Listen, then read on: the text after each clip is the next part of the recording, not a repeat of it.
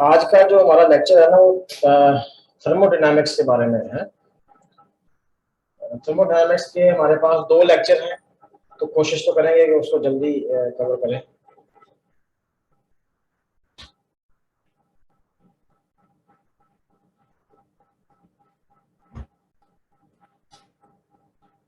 देखिए, therm therm किसे कहते हैं? हीट को। और डायनामिक मोशन,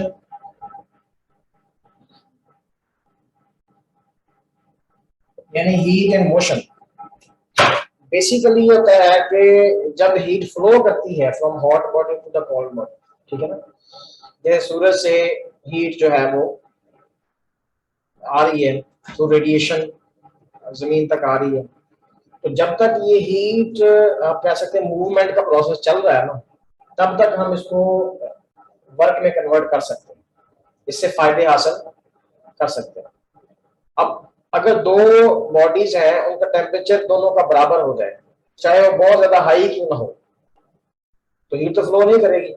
जब हीट फ्लो नहीं करेगी तो फिर हमारे पास क्या होगा, उसको हम वर्क में कन्वर्ट नहीं कर सकते। इसको हीट डेथ का नाम देते हैं।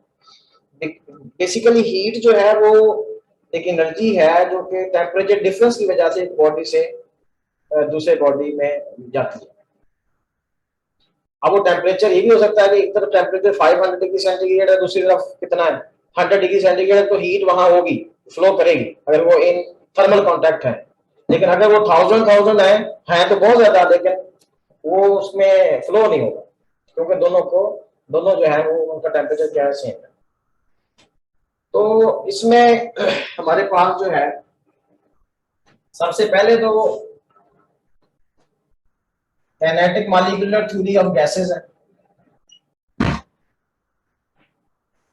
और kinetic molecular theory of gases में क्या है कि तमाम गैसेस जो है वो लार्ज नंबर ऑफ उनमें मॉलिक्यूल्स होते हैं, वो रैंडम मोशन में है। और उसमें एक इंपॉर्टेंट चीज है कि they exert no force of attraction और repulsion, they change their direction of motion only after collision, चाहे वो आपस में कोलाइड करें या with the walls of the container. अब ये देखिए, कोई भी चीज होती है, जैसे ये पॉइंटर है, अब इस पॉइंटर में पोटेंशियल एनर्जी क्यों है? क्योंकि अर्थ इसको अट्रैक्ट कर रही है। अगर इसको अर्थ अट्रैक्ट ना करती तो इसमें ग्रेविटेशनल पोटेंशियल एनर्जी ना होती। जिस जगह पे फोर्स होती है वहां पोटेंशियल एनर्जी होती है। ये हमने पढ़ा है ना कि फोर्स क्या होती है, negative of the gradient of the potential energy. Potential energy जिस जगह पे है, जिस जगह फोर्स है वहां क्या है, पोटेंशियल एनर्जी। अगर फोर्स नहीं है तो पोटेंशियल एनर्जी भी नहीं है। अब हम क्या कहते हैं कि मॉलिक्यूल वो आपस में ना तो अट्रैक्ट कर रहे हैं और ना ही रिपेल कर रहे हैं, तो लिहाजा फोर्स सिर्फ उसी जगह लगाते हैं जब क्या करते हैं, कोलाइड करते हैं। इसका मतलब है कि उनमें कोई पोटेंशियल एनर्जी नहीं है, क्योंकि उनमें फोर्स जो नहीं है उनकी पोटेंशियल एनर्जी नहीं है। अगर ग्रेविटेशनल पोटेंशियल एनर्जी है लेकिन उसकी वैल्यू बहुत कम होने की वजह से हम उसको क्या कर देते हैं, निगलेक्ट कर देते हैं, ठीक है ना। हम कहते हैं ना कि जी वो गैसेस, अगर से कंटेनर में हाइड्रोजन भी है उसमें ऑक्सीजन भी है, तो हम कहते हैं वो मिक्स है।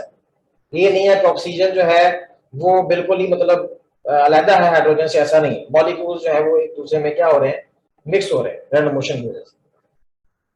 तो एक चीज ये होगी। अब इसकी वजह से जाहिर है पोटेंशियल एनर्जी नहीं है।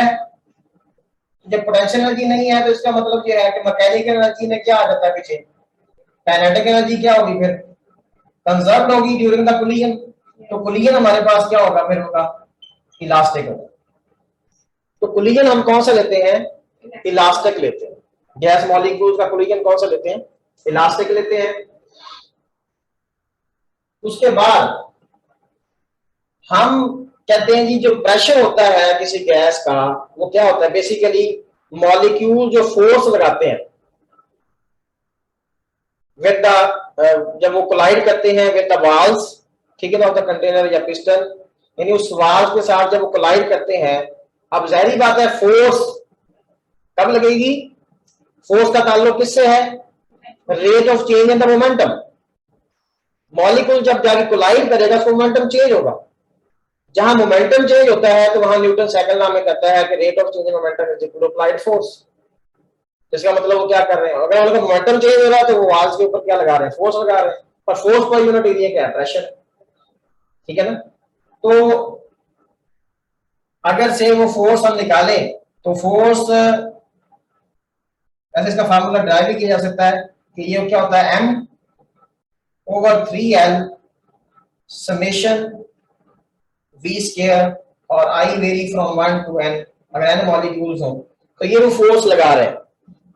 अगर n मॉलिक्यूल्स हैं, ये मास है, ये क्या है उस कंटेनर की एज लेंथ है, तो ये वो फोर्स जो है उनको एक्सर्ट कर रहे हैं। तो जरा प्रेशर फिर क्या होगा, तो प्रेशर हमारे पास आ जाएगा फोर्स पर यूनिट एरिया। अगर वो फेस जो है उसकी लेंथ जो है वो लेंथ और विड्थ क्या है, एल है, तो उसका एरिया क्या आ जाएगा, एल स्क्वायर बराबर। तो अब इससे हम इस काइनेटिक मॉलिक्यूलर थ्योरी से हमने प्रेशर को डिफाइन किया।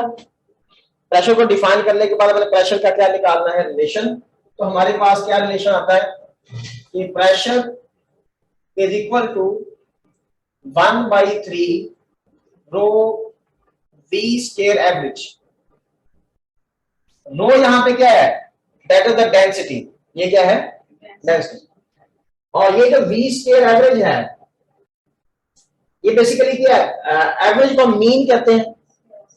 ये दरवाजा बंद है, अच्छा आएगा तो। तो इसमें जो ये जो है मीन है, और ये क्या है, स्क्वायर है। तो मीन स्क्वायर है बेसिकली। अब अगर हम इसको ऐसे लिखें, ये जो चीज है कि ये है आपके पास मीन स्क्वायर का मतलब क्या है, अगर आपको दो चार वेलोसिटी, इसका मतलब अगर हमें कह दे कि जी एक वेलोसिटी है 1 मीटर पर सेकंड है, दूसरी 2 मीटर पर सेकंड है, तीसरी 5 मीटर पर सेकंड है, तो ये टर्म क्या आएगी, ये आएगी 1 square plus 3 square plus 5 square divided by 3। इनका हमने एवरेज लेना। हाँ, ये मीन स्क्वायर वेलोसिटी। अच्छा, अगर हम इसको रूट मीन स्क्वायर में चेंज करें, मीन स्क्वायर को हम किस में चेंज करते हैं, से रूट मीन स्क्वायर में, तो अब ये जो मीन स्क्वायर है, अगर हम इसका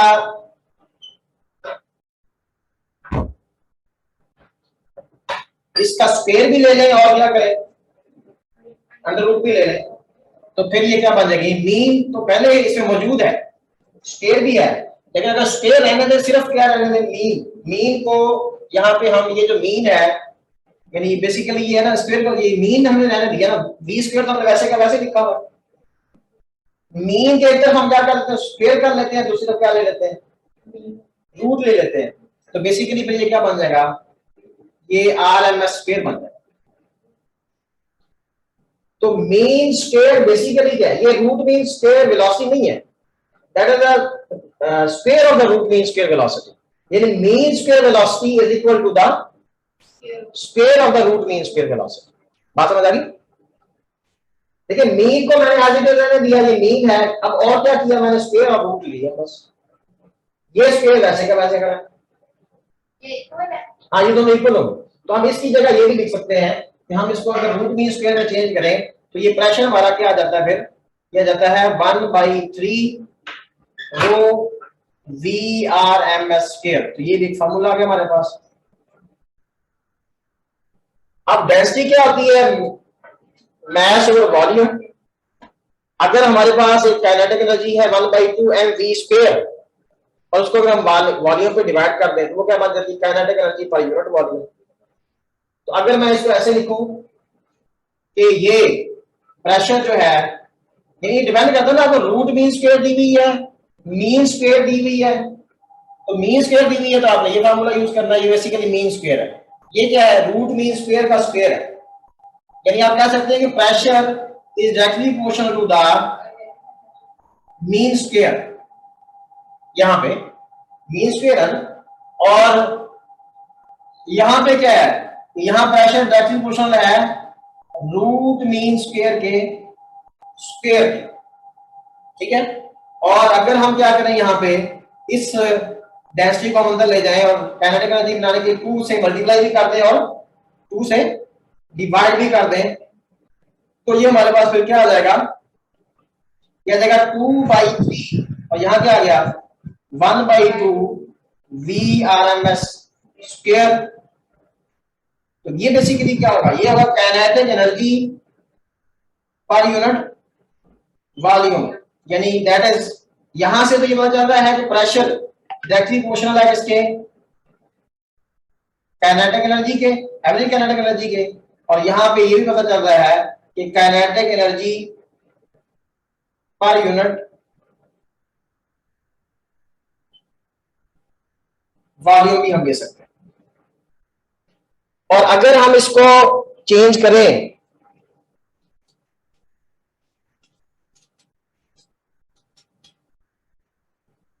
अब डेंसिटी क्या होती है, मैस ओवर वॉल्यूम। अगर टोटल मैस m है से, वैसे तो टोटल मैस क्या होता है कि वो हमारे पास टोटल मैस जो है वो m एक मॉलिक्यूल का मैस और नंबर ऑफ मॉलिक्यूल्स, या अगर हम इसको Na पर क्या करते हैं डिवाइड, n को Na पर डिवाइड करेंगे तो क्या बनेगा नंबर ऑफ मोल्स। अगर इसको Na पे डिवाइड करते हैं तो इसको Na से क्या करना पड़ेगा मल्टीप्लाई, ठीक है ना। तो फिर हमारे पास ये आ जाएगा कि नंबर ऑफ मोल्स को हम मॉलिक्यूलर वेट से मल्टीप्लाई करें, वो भी हमारे पास क्या आ जाएगा टोटल मैस आ जाएगा। अब यहां हम अगर टोटल मैस लिखें तो प्रेशर इज इक्वल टू, अगर मैं इसको कह दूं कि ये टोटल मैस है ओवर क्या है ये वॉल्यूम है, तो ये 3V आ गया, और यहां पे क्या आ गया रूट मीन स्क्वायर, ठीक है ना, m ओवर 3V। और यहां से हमारे पास क्या आया कि P is equal to PV is equal to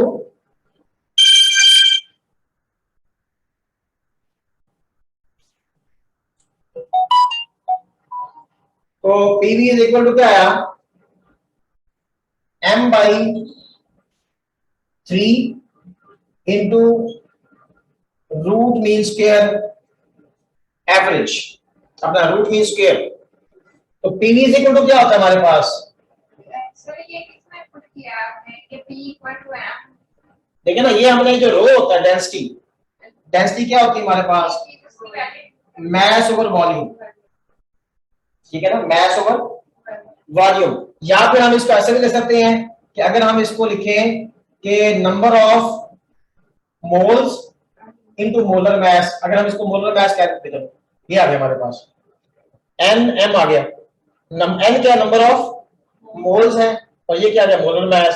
तो PV इज इक्वल टू क्या होता है nRT is equal to nm over 3 into, तो फिर n तो n से क्या हो गया कैंसल, तो यहां से टेम्परेचर हमारे पास क्या निकल आया m/3R,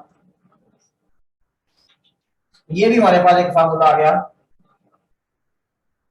टेम्परेचर का। एक टेम्परेचर का फार्मूला ये आया, जिसमें प्रेशर के हमारे पास फार्मूले आए हैं, इसी तरह टेम्परेचर के फार्मूले निकल रहे हैं m/3R VRMS स्क्वायर।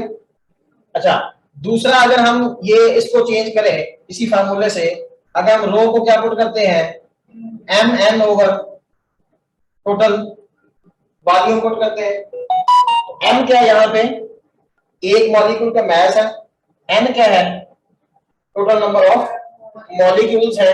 तो फिर हमारे पास जो है यहाँ पे जिसकी जगह आपने रो की जगह ये वो किया था ना, ये रो की जगह आया था, तो फिर हमारे पास क्या आएगा P is equal to mn over 3V into VRMS square. अस्सलाम वालेकुम सर। जी वालेकुम सलाम। सर ये क्लास अभी ज्वाइन हुई है, पहले पता ही नहीं चल रहा था, पहले लिंक और था, मैंने कहा भी था अकेडमी वालों से कि डेली लिंक शेयर कर दिया करें, चैट में इतना पता ही नहीं चलता, तो आप प्लीज ये दोबारा स्टार्ट बता दें एक दफा। और क्लास कब से स्टार्ट हुई है? अब ये कहाँ से स्टार्ट करूँ फिर मैं, मैं मुसलसल मैसेज भी कर रही थी और एकेडमी को भी मेंशन किया हुआ है, उस दिन मैंने कॉल करके भी कहा था कि आप एक दफा इन्फॉर्म कर दिया करें, बट वो इन्फॉर्म ही नहीं करते। आज भी लिंक उन्होंने, चले मैं इनको कहता हूँ कि लिंक जो है ना ऑलरेडी पहले से सेंड कर दें, आधा घंटा पहले ना। जी सर थैंक यू। हाँ ये हमने थोड़ा सा ना फार्मूलों को यहाँ पे जैसे kinetic molecular theory of gases use करते हुए हम प्रेशर का फार्मूला ड्राइव करते हैं, तो क्या क्या ड्राइव करते हैं हम, रो बाई 3 वी स्क्वायर एवरेज, ठीक है ना। ये तो हमने ड्राइव किया हुआ पहले, एफएससी की बुक्स में भी है। तो इसी को थोड़ा सा हम चेंज कर रहे हैं। मैंने लिखा था कि ये जो वी स्क्वायर है एवरेज, यानी मीन स्क्वायर वेलोसिटी जो है, इसको हम रूट मीन स्क्वायर वेलोसिटी भी लिख सकते हैं। क्या लिख सकते हैं इसको, रूट मीन स्क्वायर वेलोसिटी का square, square of the root mean. ये है मीन स्क्वायर वेलोसिटी और ये क्या है, square of the root mean square velocity. तो ये मैंने लिखा था इस फॉर्मूले की जगह पे, मतलब इसमें जो मैंने कहा ये जो आपके पास है मीन स्क्वायर वेलोसिटी, ये बेसिकली क्या है, मीन स्क्वायर वेलोसिटी। इसको हमने क्या लिख लिया, अगर हम इसका क्या करें, स्क्वायर भी ले लें और रूट भी ले लें, तो ये बन जाता है रूट मीन स्क्वायर वेलोसिटी का क्या आ गया, स्क्वायर, रूट मीन स्क्वायर। ठीक है ना। आपने इसमें और इसमें चेंज क्या किया है, ये मीन स्क्वायर है, ये भी मीन स्क्वायर है, आपने रूट लिया है और स्क्वायर लिया, ऐसे कर ले। या क्या कह दें कि अगर ये मैं रूट और ये, वैसे इसको हम लिख सकता हूं मीन का स्क्वायर। अब मैंने क्या लगाया यहाँ पे, स्क्वायर, और यहाँ क्या लगाया, रूट, तो ये रहा ये रूट मीन स्क्वायर। तो इसको मैंने आरएमएस स्क्वायर लिख दिया। अब बाज दफा वो मीन स्क्वायर वेलोसिटी दे देता है, बाज दफा मीन वेलोसिटी दे देता है, बाज दफा वो रूट मीन स्क्वायर वेलोसिटी दे देता है। तो इस चीज को हमने वे में रखना है कि रूट मीन स्क्वायर वेलोसिटी का टेम्परेचर के साथ क्या रिलेशन है, प्रेशर के साथ क्या रिलेशन है। तो ये हमारे पास फार्मूला आ गया। इस एक फार्मूला ये आ गया प्रेशर का, सिंपल। उससे हमारे पास ये फार्मूला बना, और अगर हम इसको ले जाएं तो ये क्या बन गया, kinetic energy per unit volume. और अगर हम डेंसिटी की वैल्यू पुट कर दें nm ओवर v, यानी मास ओवर वॉल्यूम, डेंसिटी की वैल्यू पुट कर दें, तो फिर हमारे पास क्या फार्मूला बना, RT, और R को अगर हम उधर ले जाएं तो T इज इक्वल टू क्या आ गया, m/3R into VRMS square average. अब टेम्परेचर का ये फार्मूला आ गया कि टेम्परेचर जो है वो भी डायरेक्टली प्रोपोर्शनल है किसके, रूट मीन स्क्वायर वेलोसिटी के स्क्वायर के। अच्छा, इसमें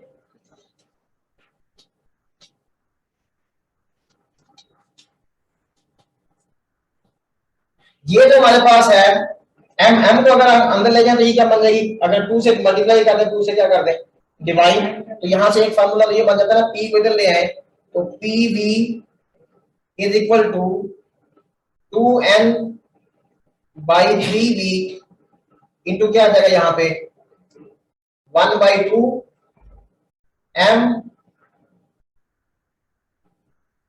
ये आ गया रूट मीन स्क्वायर। अब 2n बाई 3v, pv को अगर हम क्या करें nRT पुट कर दें, nRT is equal to 2n by 3v, तो ये हमारे पास क्या आ गई, kinetic energy per unit volume, ये वाली चीज, या सिंपल काइनेटिक एनर्जी इसको ले लेते हैं हम। अब कहते हैं ये क्योंकि रूट मीन स्क्वायर है, इसको भी ऐसे रहने दें, 1/2 VRMS स्क्वायर। तो n क्या होता है, number of molecules over Avogadro's number into RT 2n by 3v, तो n तो n से क्या हो जाएगा कैंसिल, r को na पर डिवाइड करें तो ये r ओवर na, ये क्या होता है Boltzmann constant. r over na क्या होता है, यानी ये होता है 8.314 और ये क्या होता है 6.02, डिवाइड करते हैं तो 1.38 और 10 टू द पावर 23 ऊपर जाके क्या हो जाती है, माइनस हो जाती है, तो क्या बन जाता है बोल्ट्जमैन कांस्टेंट। तो ये फिर आ जाता है हमारे पास 1/2 VRMS स्क्वायर, ये क्या आ गया KT क्या आ गया 2/3, नहीं v को तो हम उधर ले गए ना, ये वाला ये v खत्म करना पड़ेगा, 2/3 इंटू यहां पे क्या आया 1/2 VRMS स्क्वायर। तो ये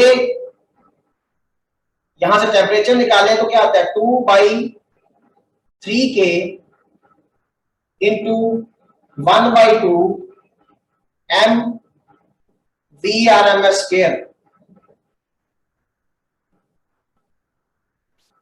ये अब यहां से एक तो ये काइनेटिक एनर्जी बन गई, ठीक है ना। मीन काइनेटिक एनर्जी से बनती है कि ये मीन स्क्वायर वेलोसिटी भी लिखी जा सकती है, इसको रूट मीन स्क्वायर वेलोसिटी का स्क्वायर भी लिख सकते हैं, इसी को हम मीन स्क्वायर वेलोसिटी भी लिख सकते हैं। जब मीन स्क्वायर वेलोसिटी लिखेंगे तो फिर ये क्या बन जाएगी, मीन काइनेटिक एनर्जी। तो टेम्परेचर यहां से क्या आया कि अगर हम इसको कह दें कि ये हमारे पास काइनेटिक एनर्जी है, इसको एनर्जी कह दें या सिंपल क्या कह दें, के कह दें। ये के कैपिटल है, ये काइनेटिक एनर्जी को रिप्रेजेंट कर रहा है, और ये किसको रिप्रेजेंट कर रहा है, बोल्ट्जमैन कांस्टेंट को। तो फिर हमारे पास क्या आया, ये जो काइनेटिक एनर्जी है क्या आ गई, 3kT/2। काइनेटिक एनर्जी या सिंपल के से डिफरेंशिएट करने के लिए हम इसको ई कह देते हैं। क्या कह देते हैं, ई। काइनेटिक एनर्जी जो है वो हमारे पास क्या आती है, 3kT/2। 3kT/2 काइनेटिक एनर्जी आ गई। एक हमारे पास फार्मूला ही आ गया टेम्परेचर का, और एक टेम्परेचर फार्मूला हमारे पास यहां से क्या आया, यहां से टेम्परेचर का ये फार्मूला भी आया कि 2/3 के एवरेज काइनेटिक एनर्जी। अब टेम्परेचर का फार्मूला एक क्या है, m/3 या VRMS स्क्वायर, एक क्या है 2/3 के एवरेज काइनेटिक एनर्जी। एक हमारे पास अगर हम एवरेज काइनेटिक एनर्जी निकालना चाहते हैं तो वो क्या है 3kT/2। यानी कि हमें टेम्परेचर दिया हुआ है तो हम average kinetic energy find out कर सकते हैं। ये टेम्परेचर कौन सा एब्सोल्यूट टेम्परेचर है। अच्छा, अब ये तो टेम्परेचर के फार्मूले हो गए। अगर हम रूट मीन स्क्वायर वेलोसिटी के फार्मूले फाइंड आउट करना चाहते हैं इनसे, अब देखिए यहां से ही अगर एक फार्मूला मैं निकालूं तो रूट मीन स्क्वायर वेलोसिटी जो है क्या आ गई यहां पे, 3RT/m का स्क्वायर रूट। एक तो रूट मीन स्क्वायर वेलोसिटी का ये फार्मूला 3RT/m, ठीक है ना। आर मतलब 3R ऊपर चला गया, m इधर आएगा, क्या होगा डिवाइड 3RT/m, यानी root mean square velocity is directly proportional to the square root of the temperature. Root mean square velocity. अब देखिए ये फार्मूला हमने यूज कर लिया ना, मैं इसको रेज कर रहा हूं।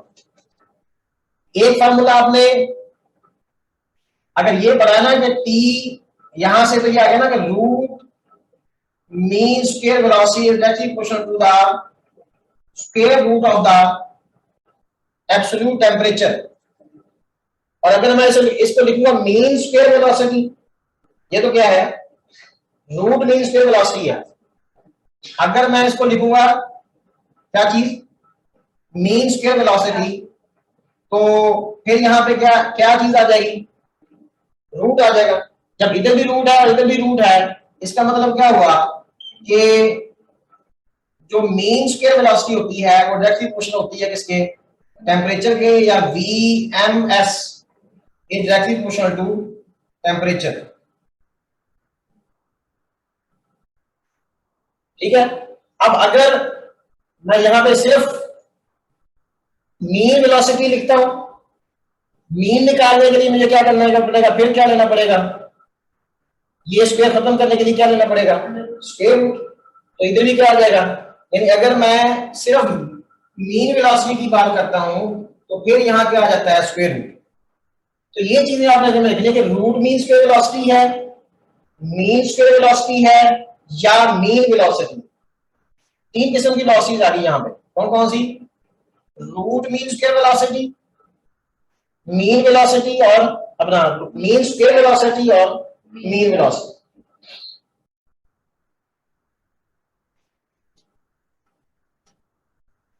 अब शुरू में जो हमने फार्मूला पढ़ा था प्रेशर का, क्या था बोला, हाँ जी 1/3 रो। रो को मैंने लिखा था mn ओवर, अगर मैं ये कहूं टोटल मैस है, क्या है अगर टोटल मास में लिखूं तो यहाँ क्या आता है 3v, और यहाँ क्या आता है रूट मीन स्क्वायर का स्क्वायर, ऐसे था ना। Yes. तो यहां से भी रूट मीन स्क्वायर का फार्मूला जाता है, क्या आ जाएगा 3pv ओवर m का स्क्वायर रूट। तो एक आपके पास जो है, अब देखें root mean square in terms of temperature, और ये root mean square in terms of pressure and volume, ये रूट मीन स्क्वायर वेलोसिटी है। इसमें फिर आप इसी तरह इसको क्या कर सकते हैं, चेंज भी कर सकते हैं, इसको मीन स्क्वायर भी बना सकते हैं और मीन भी बना सकते हैं, ठीक है ना। यहां पे जो मास है ये मैंने क्या लिखा है, ये टोटल मास है। ये क्या है, ये जो मास था ये मोलर मास था, बस ये थोड़ा ध्यान रखना कि वहां हमने n से मल्टीप्लाई किया था, तो ये ध्यान रखना। तो ये हमारे पास क्या है, टोटल मास है। तो ये रूट मीन स्क्वायर के हमारे पास फार्मूले आ गए कि रूट मीन स्क्वायर वेलोसिटी का टेम्परेचर के साथ क्या रिलेशन है, और रूट मीन स्क्वायर वेलोसिटी का प्रेशर या वॉल्यूम के साथ क्या रिलेशन है, और मास के साथ भी क्या रिलेशन है। जहां देखें मोलर मास है अगर, तो यहाँ ये भी हमें पता चल रहा है कि रूट मीन स्क्वायर वेलोसिटी जो होती है वो इनवर्सली प्रोपोर्शनल होती है किसके, मोलर मास के। से वो कहता है जी कि एक गैस है, ठीक है ना, और उसका टेम्परेचर क्या है, कांस्टेंट है। तो क्वेश्चन क्या बना, तो कहता है कि टेम्परेचर कांस्टेंट है, टेम्परेचर सेम है। एक गैस कौन सी, हाइड्रोजन, दूसरी कौन सी है, ऑक्सीजन। अब ये देखिए इन दोनों के मोलर मास में क्या रिलेशन है, 2:32, ठीक है। तो ये क्या आएगा 1:16। तो अब वो कहते हैं कि अगर हाइड्रोजन गैस और ऑक्सीजन गैस जो है वो सेम टेम्परेचर पर है, तो उनकी रूट मीन स्क्वायर वेलोसिटीज की रेशो क्या होगी, root mean square velocity of the hydrogen ratio root mean square velocity of the oxygen. तो ये 1:16 है, और यहां क्या है, उसका स्क्वायर रूट है, और स्क्वायर रूट भी है, इनवर्स भी है, यानी हमने स्क्वायर रूट भी लेना है और इसको, तो वो क्या आ जाएगा 4:1। क्या आ जाएगा 4:1, यानी कि आप कह सकते हैं कि यहां से रिजल्ट क्या आया हमारे पास कि root mean square velocity of the hydrogen ratio root mean square velocity of the oxygen क्या आएगी हमारे पास 4:1 आ जाएगी। इस तरह मतलब हम जो है एक फार्मूले का मैंने यूज आपको बताया है। तो इसी तरह आपको अगर वो कहता है टेम्परेचर किसी खास हमारे पास गैस है, कोई हाइड्रोजन है या ऑक्सीजन, क्योंकि ये आप तो कांस्टेंट है, चीजें तो ये दो चेंज होनी है, या तो टेम्परेचर चेंज होना है या क्या चेंज होना है, मोलर मास चेंज होना है। तो आप अगर वो कहते हैं खास गैस है तो मोलर मास तो क्या रहेगा, अब एब्सोल्यूट टेम्परेचर जो है 4 टाइम हो जाएगा, तो जाहिर है वहां से हमारे पास क्या रिजल्ट आ जाएगा कि रूट मीन स्क्वायर वेलोसिटी क्या होगी, डबल होगी, ठीक है। तो ये थोड़ा सा मतलब मैंने आपको एक वे बताया है कि आप इसको नीट करके घर में मतलब आप प्रेशर के, वॉल्यूम के और टेम्परेचर के, मतलब PV = nRT जैसे हमारे पास आइडियल गैस है तो उसको यूज करते हुए हम ये फार्मूले लिख सकते हैं।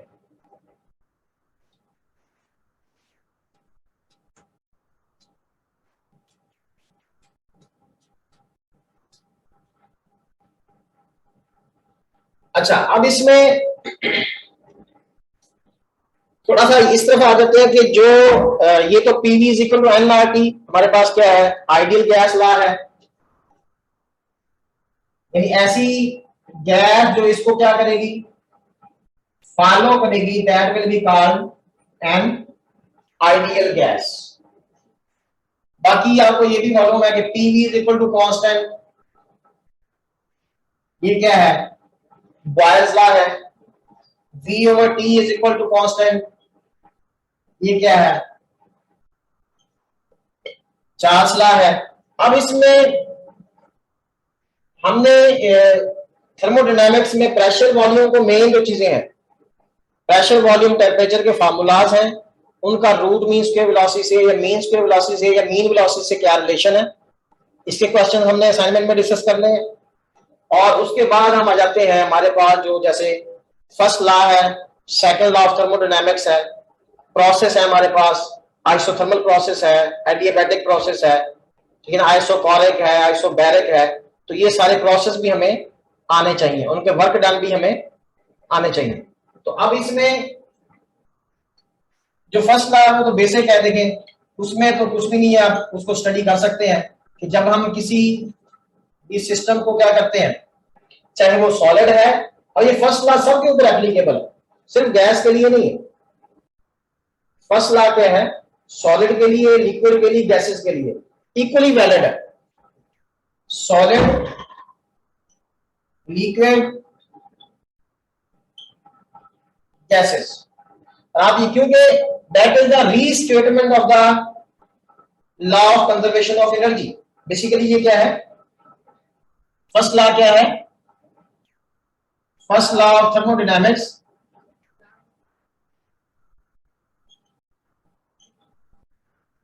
आप कह सकते हैं कि it is according to the, या it is a restatement of the law of conservation of energy. और क्या होता है हमारे पास कि जब हम किसी सिस्टम को क्या करते हैं, हीट करते हैं, तो उससे क्या होगा, उसकी एनर्जी चेंज होगी प्लस वर्क डन।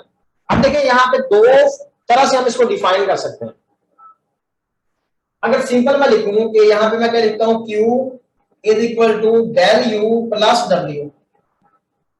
अब इसको मैं कैसे डिफाइन करूंगा, ये चाहे लिख लें कि heat given to the system, क्योंकि हीट अब्सॉर्ब को हम पॉजिटिव लेते हैं, हीट इवॉल्व क्या लेते हैं, नेगेटिव, ठीक है ना।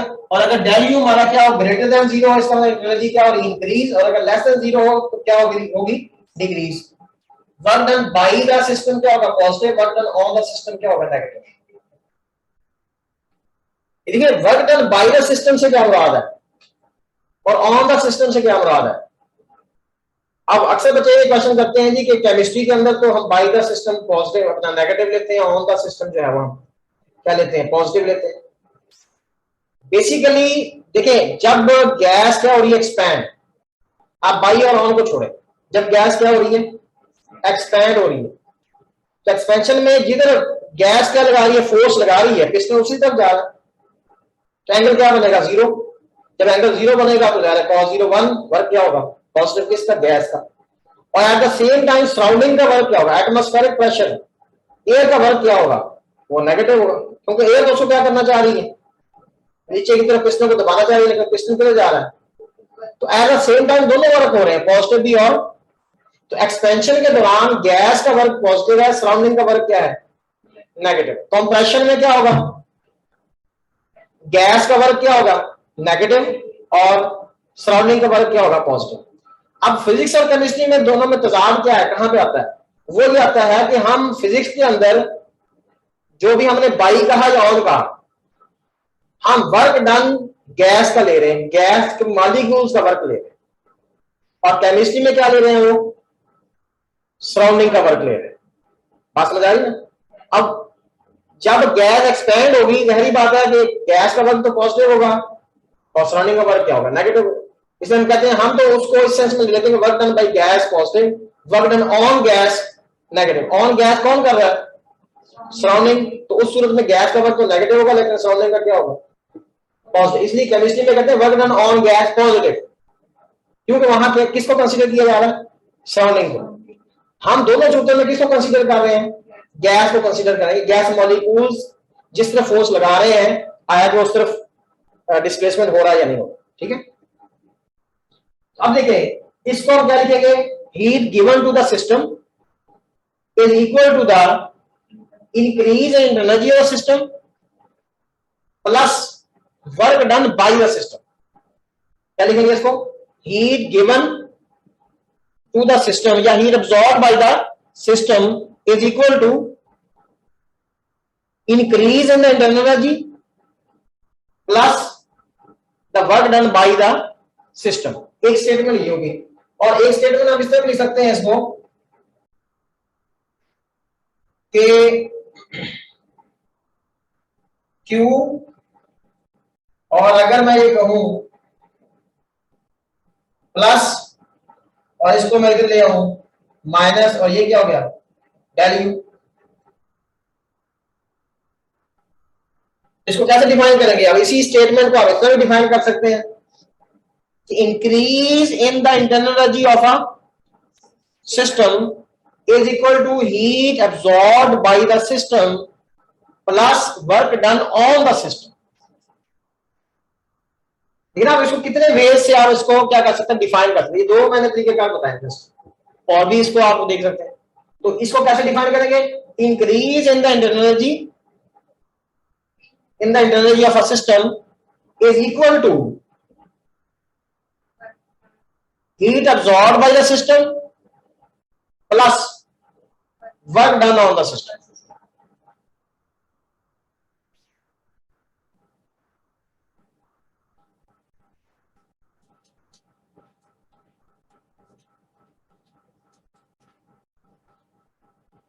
अब यही फर्स्ट लॉ जो है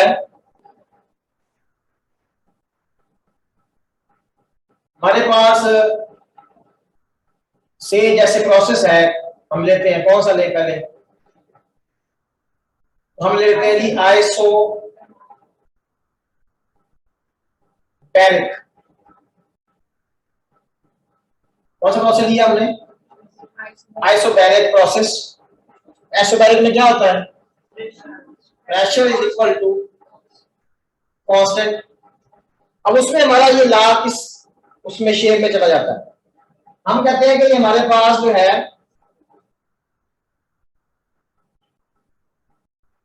ये एक पीवी डायग्राम है कि P versus pressure versus volume draw करें।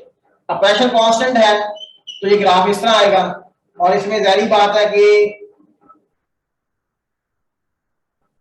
ये वाला इतना, ये जो विड्थ है इसकी ये पी होगी, और ये जो होगा ये क्या होगा, ये डेल वी होगा। तो यहाँ वर्क डन क्या हो जाएगा इसका, फिर एरिया अंडर द, और वर्क क्या हो जाएगा हमारे पास, पी डेल वी। तो फिर फर्स्ट लॉ आइसोबैरिक में क्या हो, प्रेशर कांस्टेंट, और फर्स्ट लॉ इस केस में क्या बना, फर्स्ट लॉ हमारे पास आया Q is equal to del U plus P del we.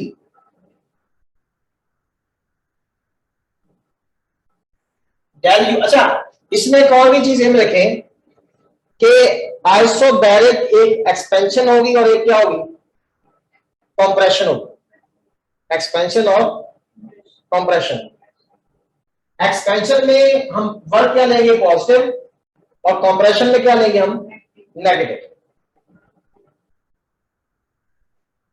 यानी अगर आप कह सकते हैं कि अगर आपकी जो आइसो बार है वो इस तरफ जा रही है तो W क्या होगा, वर्क पॉजिटिव होगा, ठीक है। और अगर हमारे पास जो है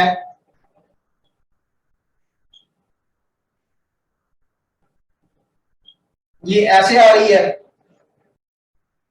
तो इसका वर्क क्या होगा, फिर ये आइसोबैरिक एक्सपेंशन है, इसमें क्या हो रहा है, वॉल्यूम इंक्रीज हो रहा है, इसमें वॉल्यूम क्या हो रहा है, डिक्रीज हो रहा है।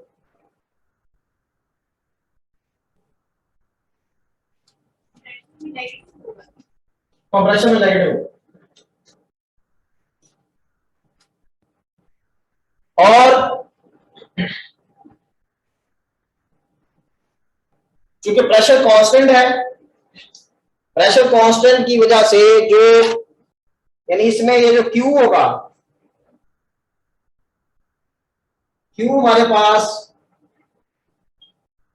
क्या होगा, CP डेल T, क्या होगा, CP डेल T।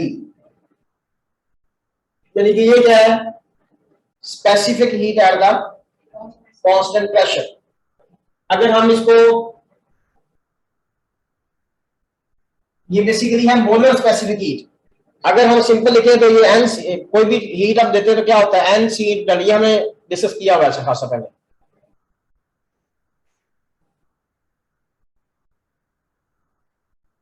इसके बाद अगला जो आता है, ये फर्स्ट लॉ की फॉर्म इसमें आ गई।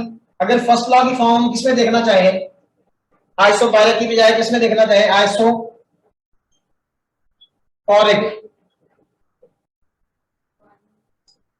आइसोकोरिक में क्या होता है, जब वॉल्यूम कांस्टेंट होगा तो इसमें वर्क डन क्या हो जाएगा, जीरो हो जाएगा, क्योंकि पिस्टन क्या होगा, फिक्स्ड हो गया।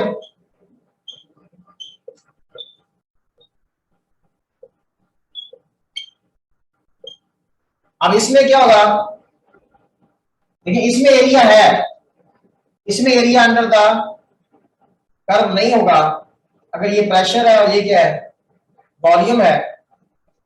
अगर हम प्रेशर क्या कर रहे हैं, इंक्रीज, प्रेशर क्या कर रहे हैं, इंक्रीज कर रहे हैं, तो हमारे पास ये कर्व कैसे आएगी, इस तरह, वॉल्यूम तो कांस्टेंट है, तो वर्क इसमें भी जीरो होगा, और अगर जब नीचे जा रही होगी वर्क उसमें भी क्या होगा, जीरो होगा। ये क्या है, ये आइसोकोरिक कंप्रेशन है,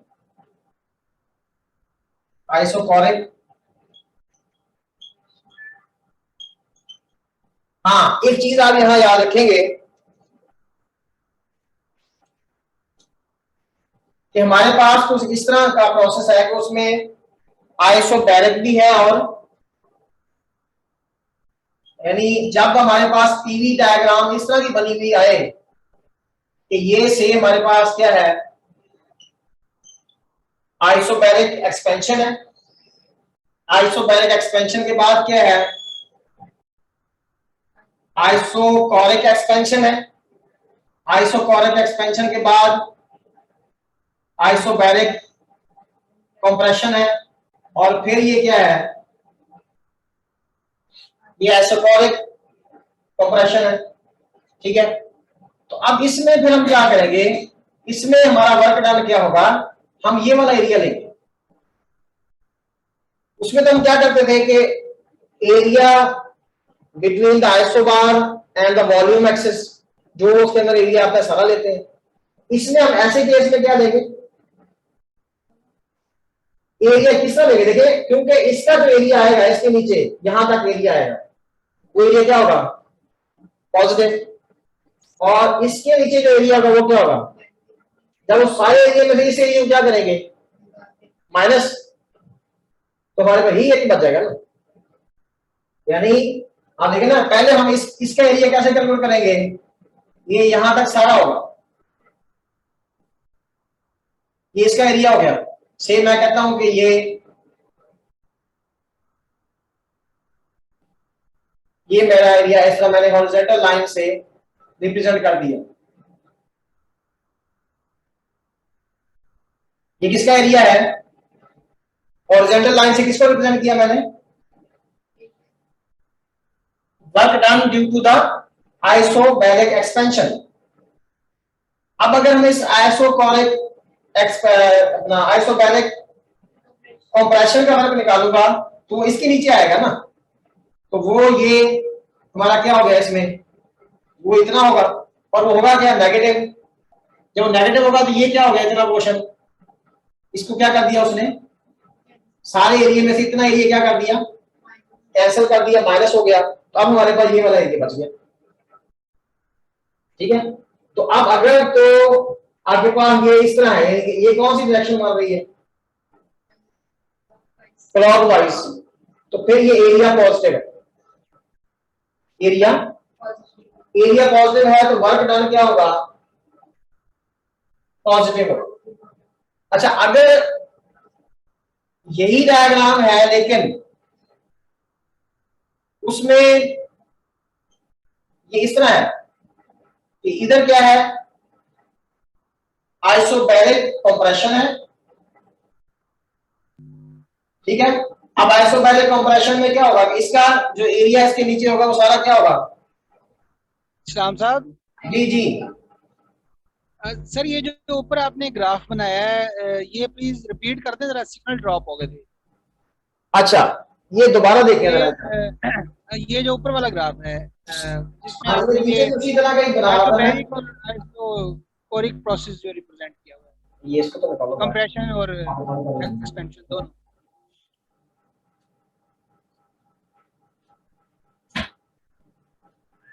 मैं अभी निकलेंगे, चलो अच्छा खैर, तो इसको बंद कर। देखिए मैंने ये कहा था कि ये पहला, ये हमारे पास से ए पॉइंट है, ये क्या है, बी है, ये सी है, ये क्या है, डी है। तो इसमें क्या है कि ये वर्क जो होगा आइसोबैरिक कौन सी है? ये एक्सपेंशन है। तो इसका वर्क ये मैं सारा ही बनाता हूं कि ये सारा क्या होगा, चलो पॉजिटिव होगा। ये क्या होगा और कहां तक आएगा? यहां भी आएगा ना, यहां भी आएगा। ये सारा वर्क इस कर्व के नीचे सारा वर्क डन होगा। इन दोनों का तो आइसोकोरिक तो उसका क्या है, वो 0 है। अच्छा, अब ये जो आइसोबैरिक क्या है, कंप्रेशन है, इसके नीचे जो वर्क होगा वो क्या होगा, वो नेगेटिव होगा। जब वो नेगेटिव होगा तो वो नेगेटिव इसको क्या कर देगा, कैंसिल कर देगा। ठीक है, समझ आ गई बात? कि जब ये कैंसिल हो जाएगा तो अब इसके अंदर वाला वर्क हमारे पास बचा है जो कि क्या है, पॉजिटिव। ऐसी सूरत में हम क्या लेंगे, इसको पॉजिटिव लेंगे। ठीक है ना। और अगर ये हमारे पास इस तरह है कि हम इधर से स्टार ले रहे हैं, ये बी और ये क्या हो गया सी और ये क्या हो गया डी, इस तरह का अगर हमें कर्व दी हुई है, इसमें फिर क्या होगा, देखिए अगर हम इसको लें ए बी कर्व हमारी क्या है, आइसोबैरिक कंप्रेशन है। तो आइसोबैरिक कंप्रेशन के नीचे जितना भी एरिया होगा वो वर्क हमारा क्या होगा, नेगेटिव होगा। जब ये नेगेटिव होगा, ये सारा मैं यहां इसके नीचे क्या ड्रा कर रहा हूं, नेगेटिव ड्रा कर दिया मैंने इसके नीचे। लेकिन ये जो नीचे आपकी सीडी कर्व है, सीडी कर्व के नीचे जो एरिया है वो हम पॉजिटिव लेंगे। जब पॉजिटिव लेंगे तो ये सारा क्या हो जाएगा, कैंसिल हो जाएगा। अब उसके अंदर वाला वर्क हमारे पास बच गया, तो ये वर्क क्या होगा, लेस देन 0 होगा, नेगेटिव होगा। ये उस में ऐसे करना है अगर क्लोज फॉर्म में हमें दिया गया। तो क्लोज फॉर्म में हम ये नहीं कहेंगे कि जी ये साइक्लिक है लिहाजा वर्क डन क्या है 0, नहीं, इसमें 0 नहीं है वर्क डन। वर्क डन इसमें भी है और इसमें भी है। ठीक है इमरान भाई, ये बात क्लियर हुई है? जी सर, हो गई क्लियर, थैंक यू सर। अच्छा, अब ये तो हो गया ना आइसोकोरिक। आइसोकोरिक में हमारे पास क्या था, चूंकि वर्क 0 था,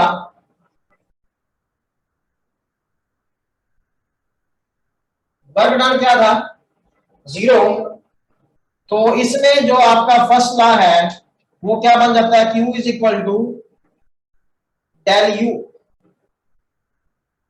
Q is equal to del U। Volume क्या हो गया, कांस्टेंट।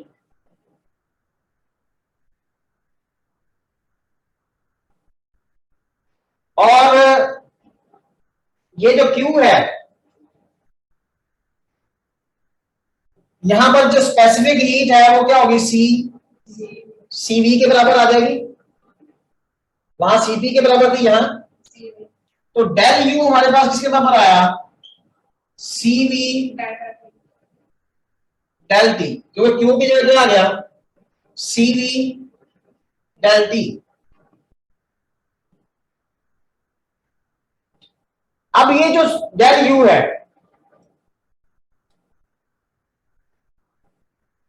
उसमें आप ये एक चीज में रखें, देखें एक बड़ा, ये शायद मैंने पहले भी थोड़ा सा डिस्कस किया था कि हम एक इक्वेशन यूज करते हैं, Q is equal to del U plus W। जब हम बात करते हैं QP की, और यहां पे हम क्या लिख देते हैं, P डेल V, ये वैल्यू हम यहां पुट करते हैं। और जिस आर्टिकल में प्रूफ करते हैं ना, CP minus CV is equal to R, वहां ये डेल U यहां पुट कर देते हैं। ये डेल U कौन से प्रोसेस का है, आइसोकोरिक का डेल U है। पुट किसमें कर रहे हैं हम, आइसोबैरिक वाले में। तो इसकी क्या वजह है, क्यों नहीं? हाँ जी, आप में से कुछ बताएगा इसकी क्या रीजन है? सर दोनों प्रोसेस में change of internal energy same है। क्यों? सर क्योंकि हम टेम्परेचर 1 केल्विन तक इंक्रीज कर रहे हैं। वेरी वेरी गुड, जबरदस्त। असल में जब हम कांस्टेंट प्रेशर की बात कर रहे हैं, वहां जो हम हीट दे रहे हैं, हीट तो 2 काम कर रही है। हम ये नहीं है डिसाइड कर पाते कि कितनी change in energy correspond to 1 kelvin rise in temperature है। बात समझ आ रही है ना। लेकिन जब हम क्या करते हैं, उसको एट कांस्टेंट वॉल्यूम हीट करते हैं, तो फिर हमारे पास एग्जैक्ट चेंज इन एनर्जी वो आ जाती है जिससे केल्विन टेम्परेचर क्या करेगा, राइज करेगा। अब जैसे हम यहां क्या लिखते हैं, Cp डेल टी, तो यहां हम क्या लिखते हैं, Cv डेल टी। क्यों Cv डेल टी लिखा है इसकी जगह पे, कि that is amount of change in energy which correspond to 1 kelvin rise in temperature. इससे क्या हुआ, 1 केल्विन टेम्परेचर क्या कर गया, राइज कर गया। तो ये हम डेल यू की जगह क्या पुट कर रहे हैं, Cv डेल टी। तो Cv डेल टी वो अमाउंट ऑफ इंटरनल एनर्जी है, इतनी इंटरनल एनर्जी चेंज होगी तो कितना टेम्परेचर राइज कर जाएगा, 1 केल्विन। इसलिए हम इसकी वैल्यू यहां पुट कर देते हैं। हालांकि ड्राइव हमने वो कहां दिया है, हाँ, तो वहां ही हम ये फाइंड आउट कर सकते हैं कि कितनी, क्योंकि यहां तो हम डिसाइड नहीं कर सकते कि से हमने 10 जूल हीट दी है, 10 जूल से 1 केल्विन टेम्परेचर बढ़ा।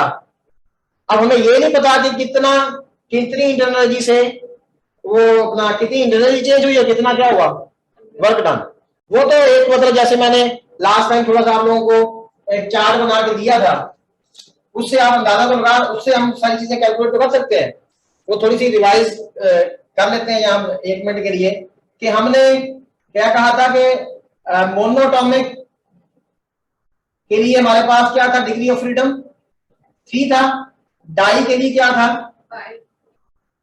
5 था, और ट्राइटॉमिक जो कि नॉन लीनियर मॉलिक्यूल्स हैं उनके लिए हमारे पास क्या था, 6 था। तो सीवी हमारे पास क्या था, सीवी था degree of freedom by 2 into R, और सीपी क्या था, वो था हमारे पास एफ प्लस 2/2 इंटू आर। ठीक है, अब ये देखें कि हम ये कहते हैं, और गैमा में पता है गैमा क्या होता है, सीपी ओवर सीवी। अब अगर हम मोनोटॉमिक की बात करते हैं, तो मोनोटॉमिक में हमारे पास जो है वो गैमा क्या आ जाएगा, ये देखिए 3 + 2/2 आर, यानी 5/2 आर और 3/2 आर, तो यानी ये क्या आता था, 5/3 आ जाता था। गैमा क्या आ जाता था, 5/3। किसके लिए, मोनो। इसीलिए आप डाई के लिए निकाल सकते हैं डाई। तो मैंने आपको बताया था कि ये जो सीवी है, यानी मोनो के लिए, मोनो डाइटॉमिक और क्या था, ट्राइटॉमिक। इसमें हमारे पास अगर हम डेल यू की वैल्यू निकालें,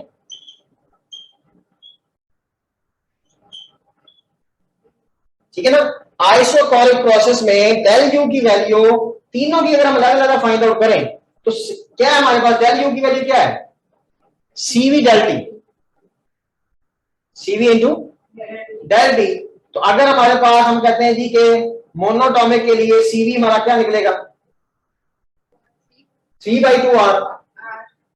ठीक है ना, तो यहां पे ये क्या आ जाएगा, 3/2 आर इंटू डेल टी, ये क्या आ जाएगा, हाँ डाइटॉमिक के लिए क्या आ जाएगा, डेल यू की value 5/2 R into del T, और ये क्या आ जाएगा, 3 आर डेल टी।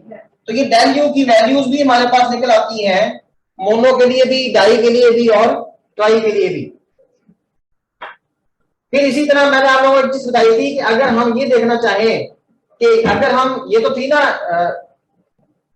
क्या कहते हैं इसको, कांस्टेंट वॉल्यूम, कांस्टेंट प्रेशर पे हीट दो काम कर रही है, इंटरनल एनर्जी बढ़ा रही है और वर्क भी कर रही है। तो कितने % इंटरनल एनर्जी में इजाफा हो रहा है, तो मैंने कहा था कि आप क्या करें, इसके गैमा को क्या करें, उसका रेसिप्रोकल लें, उसको क्या करें 100 से, तो हमें ये फैक्टर पता चल जाएगा कि कितने % जो है वो इंटरनल एनर्जी। यानी अगर हम ये देखना चाहते हैं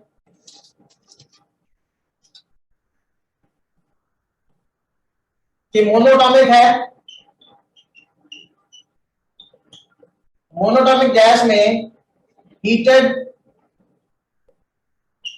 एट कांस्टेंट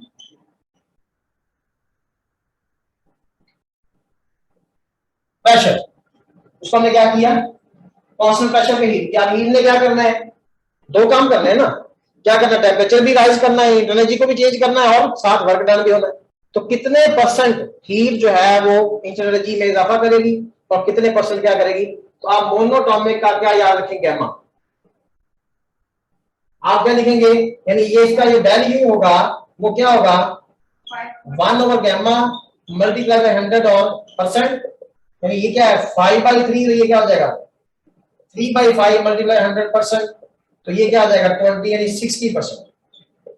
यानी 60% जो है उससे एनर्जी चेंज होगी और 40% क्या होगा, वर्क डन होगा। अगर वो गैस कौन सी होगी, मोनोटॉमिक होगी। इसी तरह डाई के लिए भी कर सकते हैं और ट्राई पॉलीटॉमिक के लिए भी कर सकते हैं। हाँ, अगर वो कहता है कि हीटेड एट कांस्टेंट वॉल्यूम, तो फिर डेल यू क्या होगा, फिर 100% होगा। फिर क्या होगा, सारी की सारी हीट क्या कर रही है, टेम्परेचर राइज कर रही है। ठीक है, आइसोटोनिक के बाद हमारे पास क्या आ गया, आइसोथर्मल है। आइसोथर्मल, आइसोथर्मल में क्या टेम्परेचर कांस्टेंट है, ठीक है ना, और डेल यू क्या है, 0 है, और फर्स्ट लॉ क्या बन जाएगा हमारे पास, बन जाएगा Q is equal to work done. यानी आप कह सकते हैं कि अगर work is greater than 0 implies that Q is greater than 0, work is less than 0 implies that Q is less than 0। यानी work done by the system, heat absorb, work done on the system, heat rejected. ठीक है क्या, अच्छा ये first law हो गया इसका। ये डेल यू हमारे पास इसका आ गया, टेम्परेचर क्या रहा कांस्टेंट, और इस केस में सी की वैल्यू क्या होगी, यानी आइसोथर्मल की एग्जांपल क्या है, मेल्टिंग, बॉइलिंग, ये आइसोथर्मल की एग्जांपल्स है। मेल्टिंग में भी टेम्परेचर चेंज नहीं होता और बॉइलिंग में भी टेम्परेचर चेंज,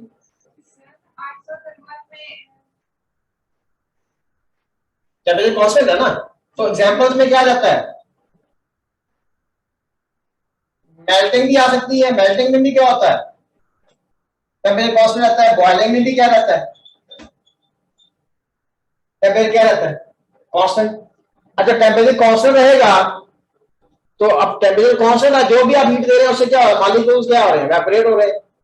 टेम्परेचर तो क्या 100 डिग्री सेंटीग्रेड ही है ना, टेम्परेचर तो क्या कांस्टेंट है। तो एक केल्विन टेम्परेचर राइज नहीं कर रहा, तो इसका मतलब क्या होगा, आप जितनी मर्जी हीट देते रहे, ठीक है ना, तो उससे क्या होगा, टेम्परेचर राइज तो नहीं करेगा। तो एक केल्विन टेम्परेचर, उसके लिए सी की वैल्यू क्या जाती है, इनफाइनाइट हो जाती है। सी की वैल्यू क्या जाती है,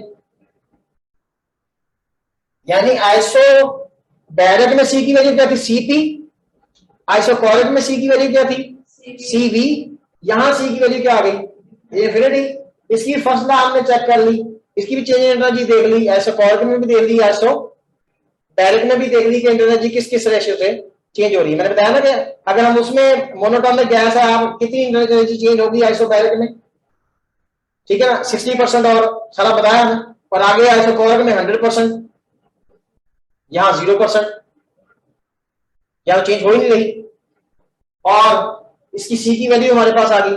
बाकी आपको पता है ऐसे ग्राफ को हम क्या कहते हैं, आइसोथर्म। ठीक है, तो ये हमारे पास जो है इसकी पीवी डायग्राम में, यानी ये हमारे पास अगर से T2 है, ये क्या है T1 है, तो T2 जो है वो ज्यादा है किससे, T1 से। इसकी जो स्लोप है वो क्या है, del P over del we.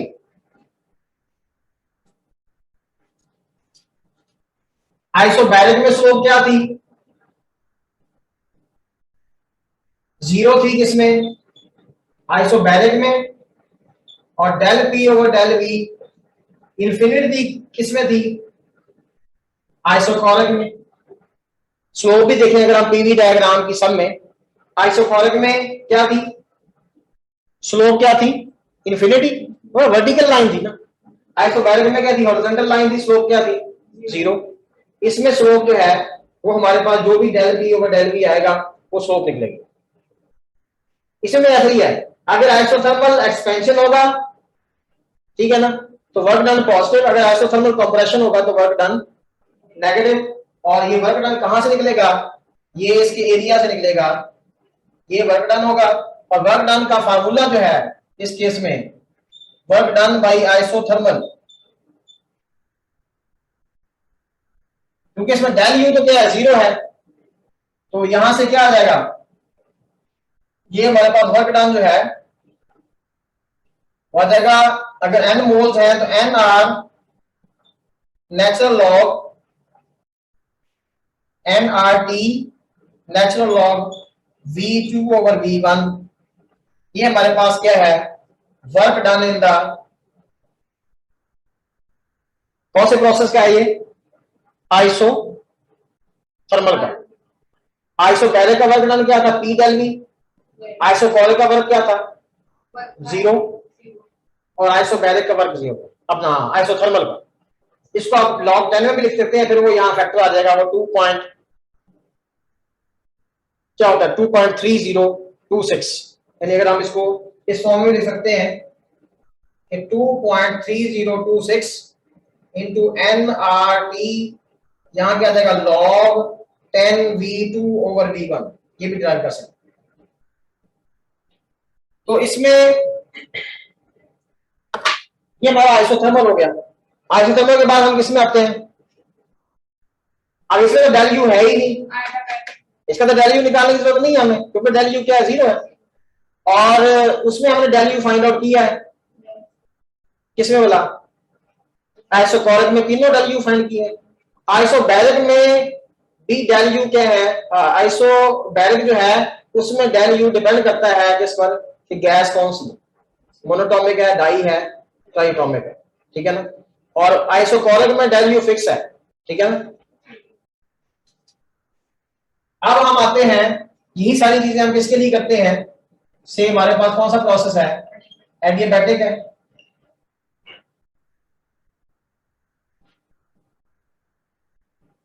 Adiabatic process में क्या होगा, Q0 neither heat enter nor leave the system। जब Q0 होगा तो फर्स्ट लॉ की क्या फॉर्म बनेगी हमारे पास, वो बन जाएगा del U W is equal to, से हम ले लेते हैं माइनस डेल यू,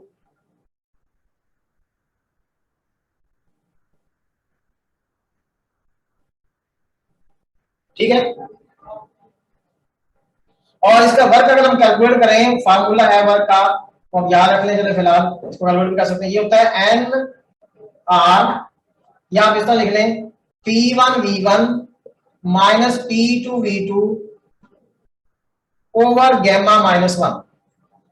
गैमा आपको पता है क्या होता है, CP ओवर CV।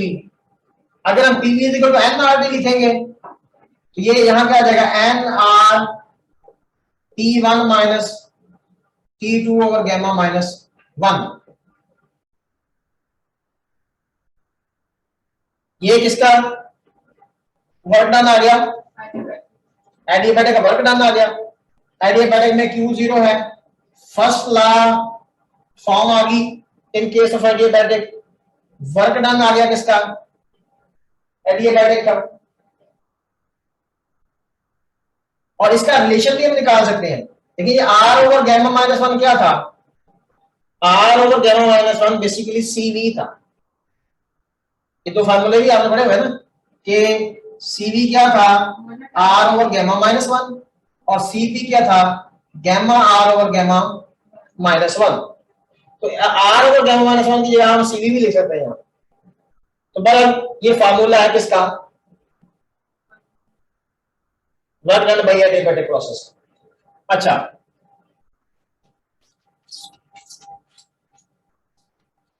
एडियाबैटिक में सर यहाँ पे एडियाबैटिक की कर्व जो है वो क्या होगी, मोर स्टीपर होगी, यानी उसमें स्लोप ज्यादा होगी।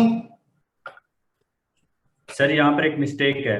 हाँ जी, यहाँ पर एक मिस्टेक है, जो वर्क डन है ना, ये जो प्रेशर वाला है, तो ये फाइनल माइनस इनिशियल होगा जब गैमा -1 का फैक्टर नीचे आएगा। अच्छा यहाँ पे क्या आएगा, T2 माइनस P1। जी सर, और ऊपर भी P2 माइनस P1 आएगा। अच्छा, क्योंकि अगर माइनस गैमा, दोनों चीजें आ सकती है ना, मतलब आप इसमें कंप्रेशन भी दे सकते हैं और एक्सपेंशन भी। अब आप कह रहे हैं गैमा तो चूंकि 1 से क्या होता है, ज्यादा होता है, तो गैमा -1 यहां जो फैक्टर आएगा वो तो ग्रेटर देन क्या हुआ, 1 हुआ। ठीक है, यहां जो डिनोमिनेटर है वो क्या आएगा अरसलान, ग्रेटर देन 1 आएगा। अब हम ऊपर चेक करते हैं, अगर हमारे पास एक्सपेंशन है, से एक्सपेंशन में क्या होता है, प्रेशर डिक्रीज होता है, तो इनिशियल प्रेशर क्या होगा, ज्यादा, और फाइनल प्रेशर क्या होगा, कम होगा। तो अब ऊपरी फैक्टर कौन सा आ रहा है, और प्रेशर डिक्रीज हो रहा है। अब ऊपरी पॉजिटिव और नीचे भी पॉजिटिव, तो जब पॉजिटिव और पॉजिटिव, वर्क क्या है positive, work done bye expansion क्या होगा, पॉजिटिव। तो मेरा ख्याल है अरसलान ये ऐसा ही होगा, क्या ख्याल है? ठीक है सर, मैं इसको रीचेक कर लूंगा। हाँ, इसको अगर हम यहाँ पे लिखते हैं ना 1 माइनस गैमा, फिर यहां हम लिखेंगे T2 माइनस T1, और यहां क्या लिखेंगे P2 V2 माइनस। लेकिन ना हमें यह पता है कि एक्सपेंशन का वर्क क्या होगा, पॉजिटिव, और कंप्रेशन का वर्क क्या होगा, नेगेटिव। तो प्रेशर, अपना प्रेशर अगर क्या हो रहा है, डिक्रीज, सर P1 ज्यादा है, P2 क्या कम है। तो पहले इसको देख लेना, हो सकता है मैं गलती पे हूं, इसको देख लेंगे। ठीक है, है, साइन हो सकता है वो याद ना रहे। तो ये हमारे पास आ गया। अब इसकी स्लोप क्या होगी, इसकी स्लोप हमारे पास क्या आएगी, इसकी इक्वेशन क्या है, PV raise to power gamma is equal to constant. ये इसकी इक्वेशन आ गई। पहले इसमें जो भी साइन लेंगे ना आप लोग देख लीजिएगा कि एक्सपेंशन का वर्क क्या आना चाहिए, पॉजिटिव, और कंप्रेशन का वर्क क्या आना चाहिए, नेगेटिव। तो ये PV raise to power gamma is equal to constant, ये तो आ गई ना प्रेशर। और अब PV इज इक्वल टू क्या होता है, nRT। PV is equal to क्या होता है, nRT। तो अगर हम यहां से प्रेशर निकालें तो प्रेशर क्या आएगा, हाँ जी, nRT ओवर V। ये nR तो कांस्टेंट है, मैं यहां अगर T और V लिखूं तो V, हाँ, फिर हमारे पास क्या आ जाएगा, यानी इसकी ये भी इक्वेशन बन सकती है, गैमा -1 इज इक्वल टू, हाँ, TV raise to the power gamma -1 is equal to constant. ये मैंने किसकी वैल्यू पुट की है, P की, और अगर मैं यहां से वैल्यू पुट करूंगी इसकी V की, तो V क्या होगा, nRT ओवर P। तो यहां पे T ओवर V की जगह मुझे क्या पुट करना पड़ेगा, T ओवर P। जब मैं T ओवर P पुट करूंगा तो T की पावर भी गैमा और P की पावर भी गैमा, तो P की पावर हो जाएगी गैमा -1, 1 माइनस गैमा, P की पावर क्या हो जाएगी, और T की पावर क्या हो जाएगी, गैमा। तो ये भी हमारे पास एक इक्वेशन आ जाएगी इसकी। तो ये इसकी इक्वेशन आ गई, ये इसका फर्स्ट लॉ की फॉर्म आ गई। इसकी जो स्लोप है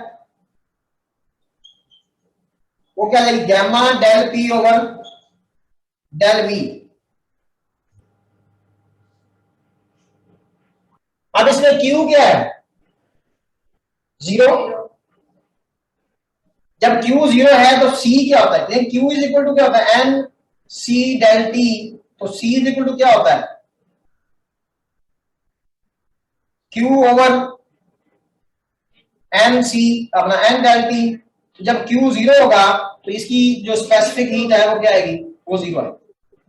उसमें टेम्परेचर चेंज नहीं हो रहा था, डेल्टा टी 0 था आइसोथर्मल में, तो सी क्या आया था, इन्फिनिटी। सी क्या आया था उसका, और इसका सी क्या आ गया, 0 आ गया एडियाबैटिक का। सर हाँ जी, ये क्या किया है इसके बाद ये मैंने जस्ट मतलब एक हिंट के तौर पे बताया कि कैसे हम इक्वेशन वैसे याद रखने चाहिए। किसकी वैल्यू पूछती है? देखिए ये है ना P V raise to the power gamma है, जी ये है प्रेशर और वॉल्यूम की फॉर्म में एडियाबैटिक प्रोसेस की इक्वेशन। वो बस एक पूछनी है जो नीचे वाली है उसमें v की वैल्यू पुट कर दी हाँ, यहाँ मैंने की है जिसकी p की वैल्यू, और नीचे वाली p की जगह t और v लिखा है ना, तो v ऊपर जाके एक पावर माइनस हो गई।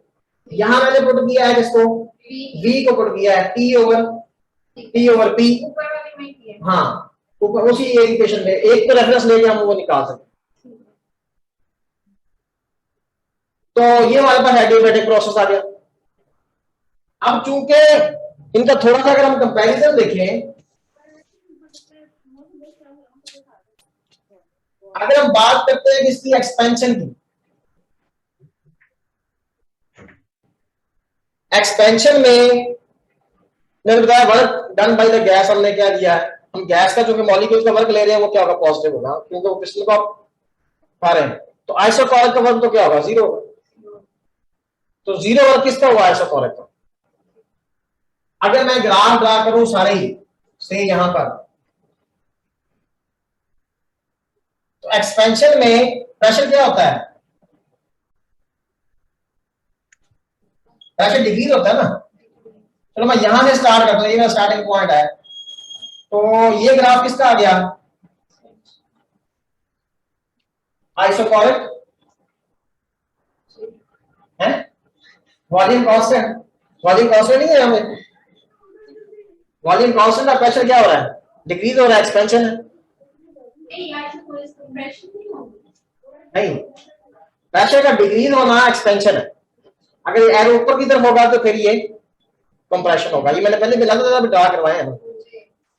ये क्या हो गया, आइसोकॉरिक एक्सपेंशन। ये क्या हो गया,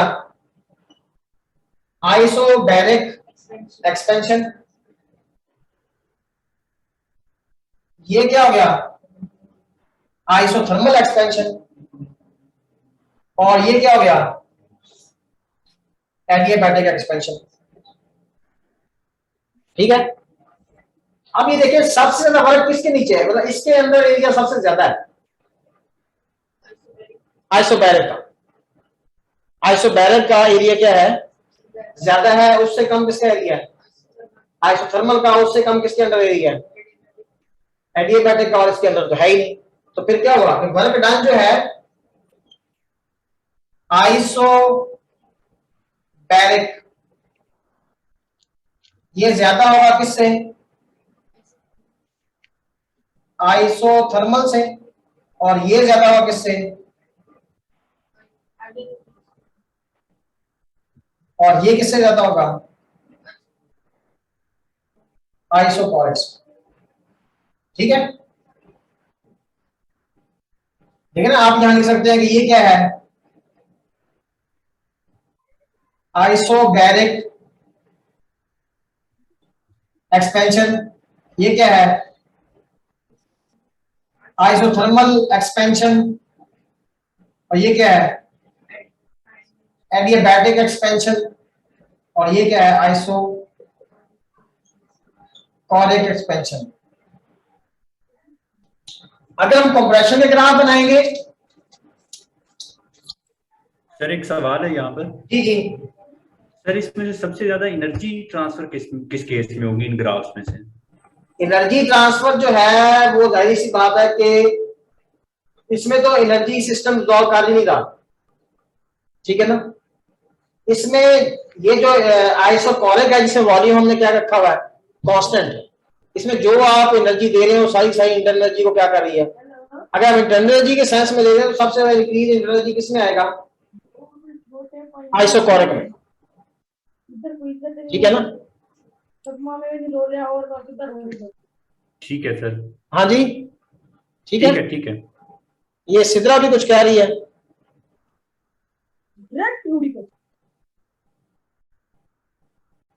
जी चलो अच्छा, अब ये हो गया। अगर हम कंप्रेशन की बात करें,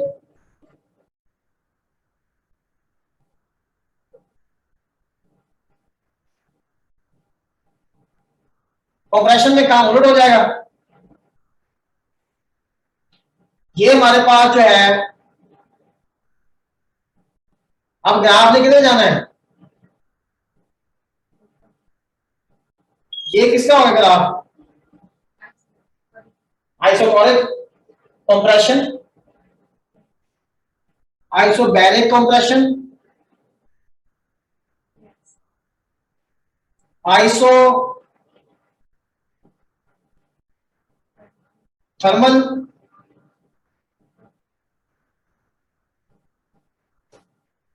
कंप्रेशन और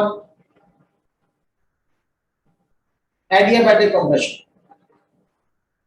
ठीक है, क्यों ये बात समझ आई है?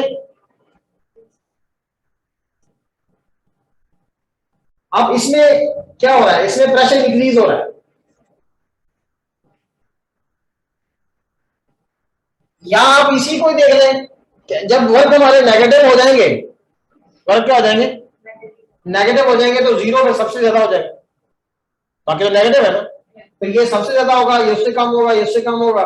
ग्राफिकली देखें तो फिर भी हमें यहां नजर आ रहा है कि हमारे पास जो है,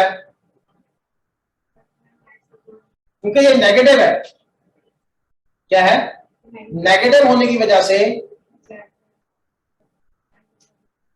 आइसोकोरिक का वर्क क्या होगा,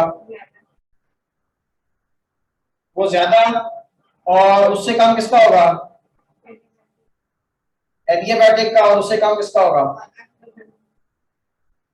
आइसोथर्मल का, और उससे कम किसका होगा। ये साइन जो चेंज हो जाएगा, जस्ट आप साइन को ध्यान में रखें कि साइन चेंज होने से क्या होगा, वो जो वर्क है हमारे पास उनका ऑर्डर क्या हो जाएगा, वो रिवर्स हो जाएगा। ठीक है जी, आज फिर इतना काफी है, टाइम क्योंकि नमाज का भी जा रहा है। आज क्लास थोड़ी सी लेट शुरू हुई थी, पता नहीं कोई क्लास यहाँ पे हो रही थी, तो उस वजह से क्लास लेट शुरू करनी पड़ी।